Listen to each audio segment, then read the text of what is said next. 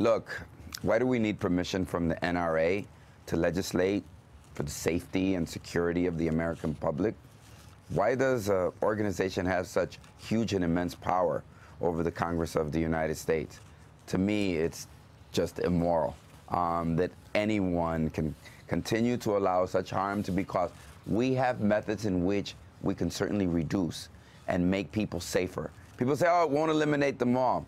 Well, it'll eliminate a lot of them, and we should keep as many people safe. That should be our mantra, not what the NRA allows us to do. And your reaction to the thought that Chicago was being researched by him?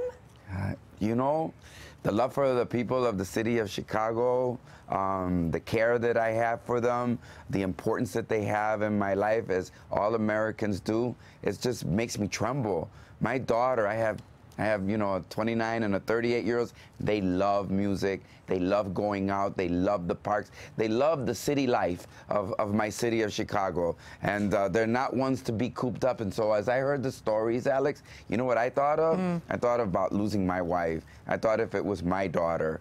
I thought if it was my dad. Oh, please. And so you have to think about them, because, you know, you can't live captive. You have to live free in America. Yeah, it's true, and I completely empathize with you, because I shed a tear or 20 over the thought of losing my children too. I get that.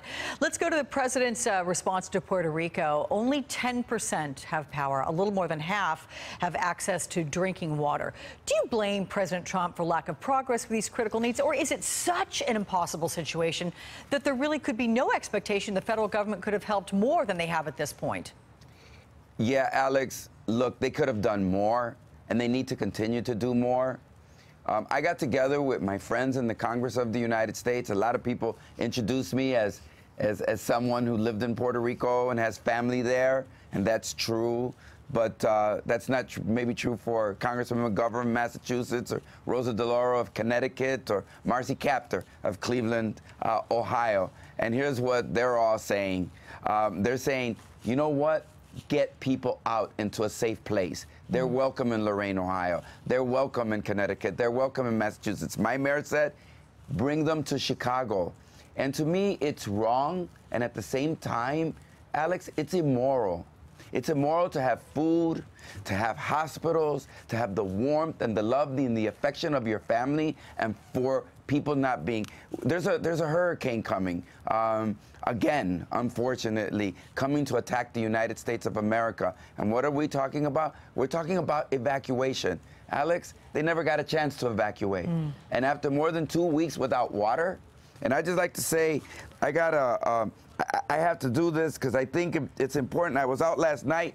One of my constituents came and said, this is what he got from his cousin. It says, Primo, please tell Luis Gutierrez the shipments are stuck. Tell him the help is all a lie. Tell him that there's no trucks and there's no diesel. The stores are closing. We'll probably not have food. No helicopters driving supplies. Please push your public officials. And so there is a new growing sense that we need, for those who wish.